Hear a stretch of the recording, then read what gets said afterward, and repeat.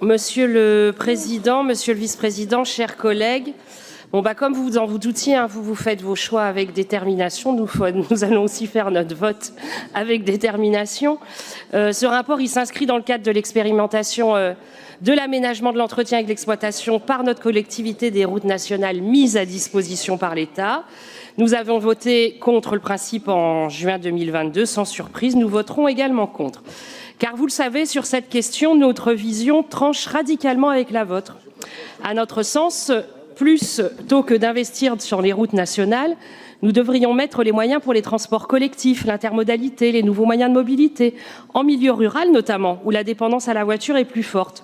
Cela ne veut pas dire qu'il ne faut pas investir dans le routier, mais ce n'est pas le rôle de la région et les défis qui nous incombent sont immenses.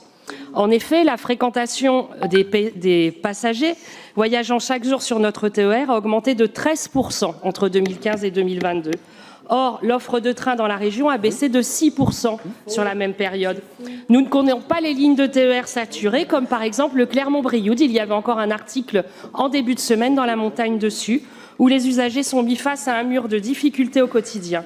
Nous ne comptons plus les Auvergnats et les Rhône-Alpins éloignés des transports publics du fait de petites lignes fermées ou menacées, et cela, c'est du ressort de notre collectivité. Face à l'ampleur des besoins dont nous avons donc du mal à comprendre que la politique régionale fasse la part belle à la route. Dans le cadre de la nouvelle programmation du CPER, la route représente 36% de l'enveloppe, contre 31% pour le ferroviaire.